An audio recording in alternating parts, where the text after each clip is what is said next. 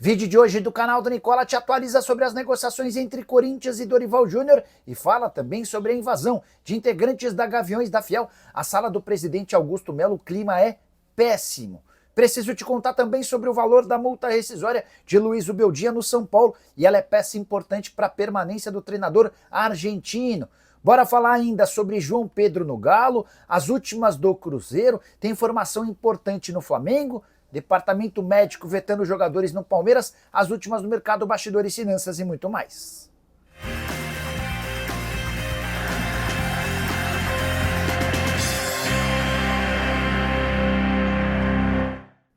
Fala aí pessoal, sou Jorge Nicola, bem-vindos a mais um vídeo do canal. Sempre bom ter vocês por aqui, sem perder tempo, só pedir para deixar like, se inscrever no canal e ativar as notificações. Bora contar que todo esse conteúdo é um oferecimento de Betano, a mais antiga parceira do canal do Nicola, nessa eu confio. Minha sugestão para os jogos dessa quarta-feira vai em partidas internacionais, até porque achei difícil fazer apostas em times brasileiros na Libertadores e na Sul-Americana. Vou de vitória do Atlético Bilbao contra Las Palmas, vou de vitória do Arsenal contra o Crystal Palace e de vitória ou empate do Real Madrid contra o Getafe. Se esses resultados acontecerem, meus R$100 se transformam em R$230 para você fazer sua fezinha na Betano. É super simples, link no comentário fixo, clica, faz seu cadastro, preenche todos os dados, depois é só depositar qualquer valor. Importante, você precisa ter pelo menos 18 anos de idade e jogar com responsabilidade. Combinado? Bora começar o vídeo com aquele tradicional giro de notícias e a primeira informação é sobre o Al Hilal de Jorge Jesus, que ofereceu R$1 bilhão e 100 milhões em salário para ter Rafinha a partir da metade do ano. O atacante do Barcelona passaria a receber R$23 milhões por mês. Isso tem gerado muita especulação lá na Espanha. Quero falar também sobre a busca do Santos por um técnico. Tata Martino e Fernando Diniz estão praticamente descartados. Enorme dificuldade do Peixe em encontrar um substituto para Pedro Caixinha, até por isso cresce o número de pessoas importantes no Santos torcendo pelo sucesso de César Sampaio, para que o Sampaio acabe ficando de forma definitiva. Já o Vasco empatou em 0-0 contra o Lanús em São Januário pela Sul-Americana, debaixo de muitas vaias e xingamentos, em especial para o técnico Fábio Carille. Para completar o giro de notícias, o Internacional escapou de perder para o Nacional do Uruguai em jogo no Beira-Rio, Libertadores da América, na noite dessa terça-feira. Colorado chegou a estar perdendo por 3-0, foi buscar o empate em 3-3, resultado que não é bom em termos de classificação. Para finalizar, a Globo promete transmitir todos os jogos de brasileiros no Super Mundial de Clubes. O pacote que a Globo fechou com a FIFA inclui também outras 35 partidas ao longo da competição que serão exibidas entre Globo e Sport TV. A saideira do giro de notícias vem de Portugal. O ex-zagueiro do Flamengo, Otávio, fez uma festa de aniversário que terminou se transformando em caso de polícia e com punições aos jogadores do Porto, que estavam às 4 da manhã festejando. Poucas horas depois havia um treino marcado no clube. Bora falar sobre o Flamengo, que repete, depois de 3 rodadas, as mesmas campanhas de 2024 e 2023 na Libertadores da América. Você sabe, o Flamengo empatou em 0-0 com a LDU fora de casa. Empate na altitude é sempre importante. Jogo de poucas oportunidades, uma pressão no final do jogo da LDU tentando buscar o gol da vitória, o que não aconteceu. Dessa maneira, o Flamengo de 9 pontos possíveis conquistou apenas 4 e vai terminar esse primeiro turno da fase de grupos fora da zona de classificação para a próxima fase. Vai precisar se recuperar vencendo os 2 jogos que fará em casa. Importante lembrar que em 2023 e 2024, o Flamengo também terminou o primeiro turno dessa fase de grupos com 4 de 9 pontos possíveis. Na campanha desse ano, vitória contra o Táchira fora, empate contra a LDU fora e derrota contra o Central Córdoba em casa. Esse resultado absolutamente surpreendente. Central Córdoba que ainda joga nessa rodada e se vencer o Táchira assume a liderança de forma isolada. Só para lembrar, já que a gente está falando na comparação com os anos de 23 e 24, campanhas ruins do Flamengo na fase de grupos e também no mata-mata. Em 23, o Flamengo é eliminado nas oitavas de final para o Olímpia, em 2024 cai nas quartas de final para o Peñarol. Só para completar em relação ao rubro-negro, o técnico Felipe Luiz admitiu em entrevista pós-jogo que nunca discutiu sobre o futuro do Vitor Hugo.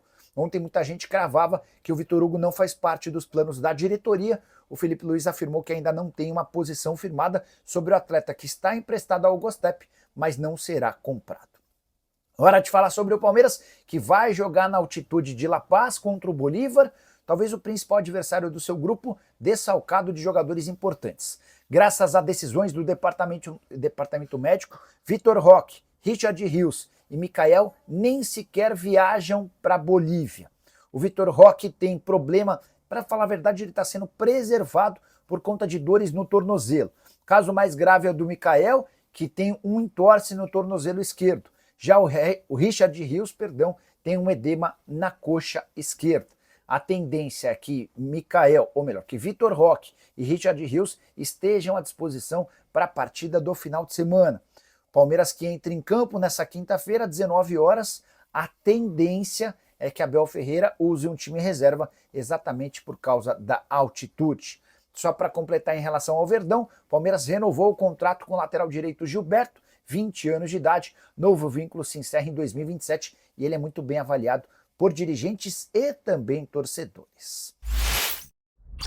Hora de falar sobre o maior déficit da história do futebol brasileiro. Fui buscar essa informação depois de ficar abismado com os resultados operacionais de São Paulo e Corinthians em 2024. São Paulo registrou prejuízo de 287 milhões de reais contra 181 milhões do Corinthians. Foi aí que eu pensei, qual será que é o maior prejuízo já registrado por um clube de futebol no Brasil ao longo de uma temporada? E esse status pertence ao Cruzeiro, que no ano de 2019 havia registrado 394 milhões de reais de prejuízo. Só para vocês entenderem, esse prejuízo era superior à arrecadação de qualquer ano da história do Cruzeiro. Aquele 2019 era ano de Itair Machado, de dirigentes que o torcedor do Cruzeiro nem gosta de lembrar, mas e também foi o ano de rebaixamento para a Série B do Campeonato Brasileiro. Importante lembrar que essa lista com os times com os maiores déficits da história do país tem o Cruzeiro em primeiro, 2019 com 394 milhões, resultado operacional do São Paulo de 2024 é o segundo pior, 287 milhões. O Botafogo é dono da terceira pior marca, em 2022 havia registrado um prejuízo de 248 milhões de reais. Cruzeiro é o quarto, em 2020 com 226 milhões, e o top 5 é concluído pelo Corinthians de 2019 com 195 milhões de reais. Só para fazer o contraponto, lembrar que o Atlético Paranaense, antes da divulgação do balanço do ano passado, tinha o maior acumulado de superávites seguidos. Nos últimos 6 anos, o Furacão havia registrado uma soma de superávites de 712 milhões de reais, seguido de perto pelo Flamengo com 635 milhões de reais. Bora mudar de assunto e falar sobre João Pedro, centroavante de 32 anos de idade, que andou especulado pelo Atlético, ou no Atlético. O Atlético nunca confirmou o interesse em contratar esse jogador, mas na manhã dessa quarta-feira conversei com o empresário dele, o Flávio Viana. E o Flávio assegurou que Grêmio e Atlético sondaram a situação do centroavante, que vive grande fase no Al-Ahly dos Emirados Árabes Unidos. São 7 gols marcados nos últimos 5 jogos. Dá para colocar um ponto final nessas especulações. Isso porque o João Pedro está decidido a renovar o contrato com o Al-Ahly. Por lá ele ganha R$1.300.000 por mês. Se uma proposta do Atlético fosse boa, era grande a chance de o negócio acontecer. De acordo com o Flávio Viana, abre aspas, se o Galo viesse com uma proposta boa, a gente iria considerar. Mas, depois de sondar a situação do João Pedro, o Galo entendeu a negociação como muito difícil por conta das cifras. Para piorar a situação do Atlético, João Pedro vive fase tão boa que deve acabar tendo seu contrato renovado com um reajuste salarial, tudo porque seus números por lá são bem bons desde que foi contratado. 14 partidas, 10 gols e mais 2 assistências. Dessa maneira dá para arriscar o nome do atleta, centroavante de 32 anos, cujo contrato se encerra em junho. Ele já poderia assinar um pré-contrato com qualquer clube do Brasil ou do exterior. Hora de falar sobre Luiz Ubeldia com uma informação importante. A permanência do técnico argentino, mesmo diante de tantos resultados ruins e da pressão do torcedor do São Paulo, tem muito a ver com sua multa salarial. Cheguei a contar para vocês que é hábito, é praxe no São Paulo de que as multas dos seus técnicos equivalem a 3 meses de salário. Se essa lógica valesse para o Zubeldia, a demissão do argentino custaria 3 milhões de reais. Mas no caso específico do argentino, houve uma mudança de planos. Quando ele foi contratado, Zubeldia exigiu outra característica em relação à multa rescisória. Em 2024, caso fosse demitido, a multa seria de $1.300.000. Em 2025, essa multa cai para $1 milhão, que equivale hoje a quase 6 milhões de reais. A gente está falando de mais ou menos 5.700.000 reais. E diante de toda a dificuldade do São Paulo em relação à parte financeira, esse é mais um impeditivo para que o Zubeldia caia. É óbvio que se o São Paulo emplacar uma sequência ruim de resultados, o Tricolor vai acabar abrindo mão dos serviços do treinador para contratar outro nome. Já havia contado para vocês também que a busca por um técnico certamente implicaria numa comissão técnica mais cara. Zubeldia e seus auxiliares custam R$1 milhão por mês. Do técnico Dorival Júnior, por exemplo, não viria por menos de R$2 milhões. O Tite chegou a pedir R$3 milhões para o Corinthians. Até o Fernando Diniz, que conversou durante o Campeonato Paulista com o presidente Júlio Casares, seria mais caro, algo na casa de R$1,5 milhão. Só para completar, o São Paulo, que tinha conversas com o Dorival Júnior, já sabe que há uma grande chance de o treinador ex-seleção brasileira assumir o Corinthians.